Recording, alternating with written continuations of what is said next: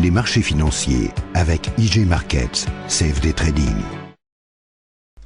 Bonjour, c'est Gilles du site boursicoté.com. Voici l'analyse technique du CAC 40 pour la journée du mardi 22 mai 2012. Avec aujourd'hui donc cette belle séance donc de reprise en rebond technique, comme annoncé hier soir, avec une ouverture donc sur un gap haussier à 3050,09. Nous avons marqué un point bas à 3032. Un plus haut à 3093,92 avant de revenir en clôture à 3084,09.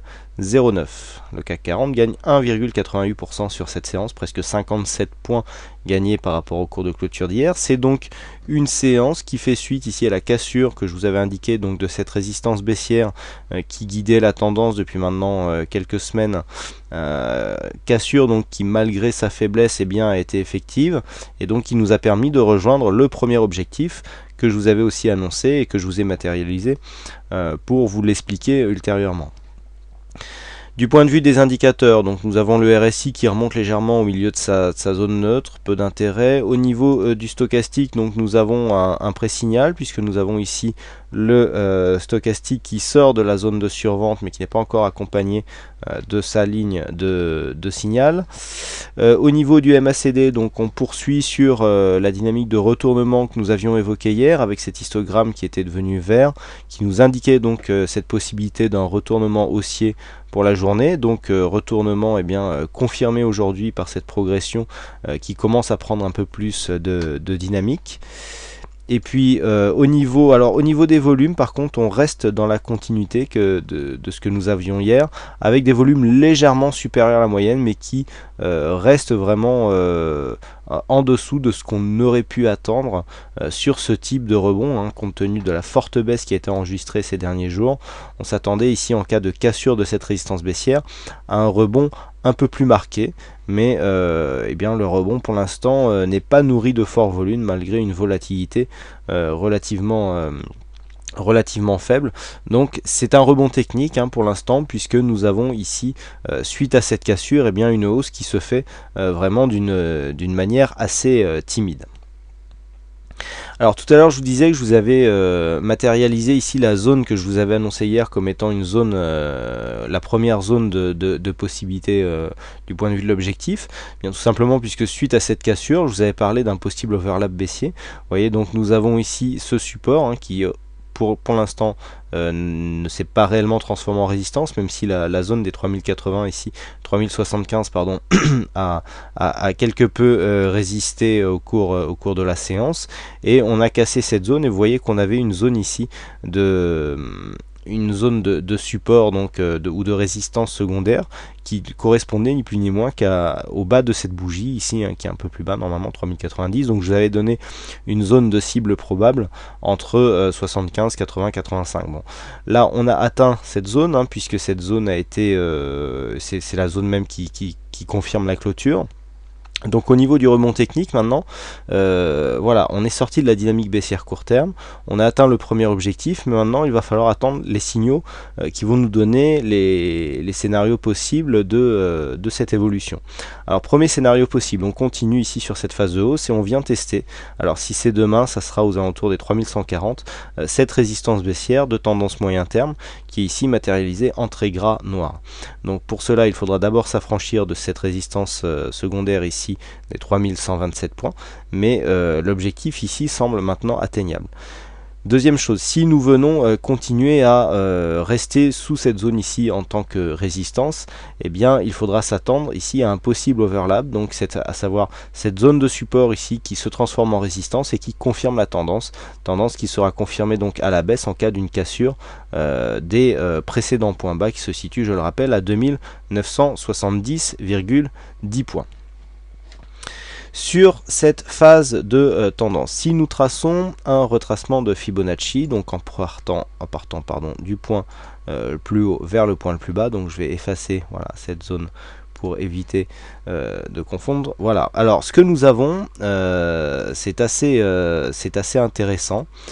C'est que nous avons donc sur cette phase de consolidation la zone qui vient de buter ici sur la zone des 38,2.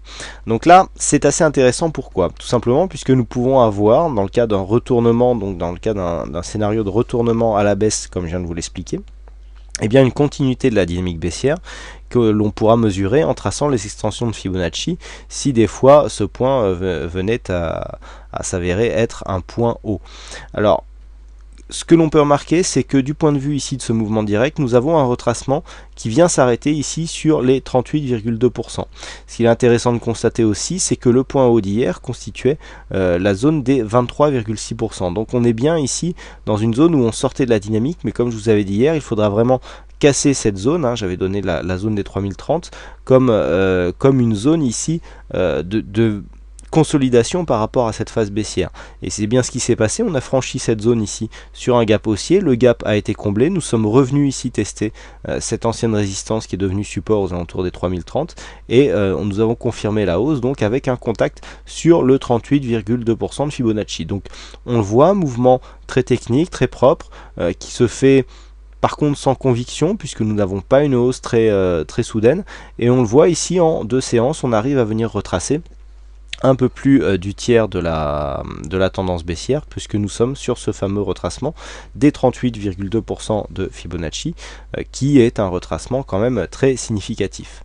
Donc pour continuer avec ce retracement, on voit que le retracement des 50% correspond ici à cette deuxième résistance que je vous indiquais, à savoir les 3127,1, 3127 points.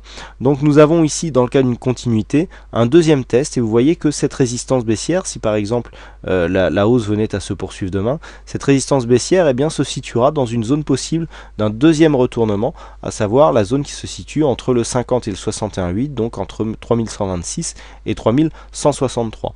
Donc voilà pourquoi je vous expliquais tout à l'heure que si la hausse continuait, nous aurions un test ici dans cette zone, puisque en cas de franchissement, on marquerait déjà un signal relativement fort qui nous donnerait un signal de sortie à la hausse de cette tendance moyen terme. Donc là on aura un signal de hausse moyen terme qui serait jouable, hein, puisqu'on aurait une cassure assez franche donc de cette résistance baissière qui a quand même pas mal de points significatifs, et donc on pourrait enfin sortir de cette phase et donc essayer de repartir sur une tendance haussière, quoi qu'il en soit.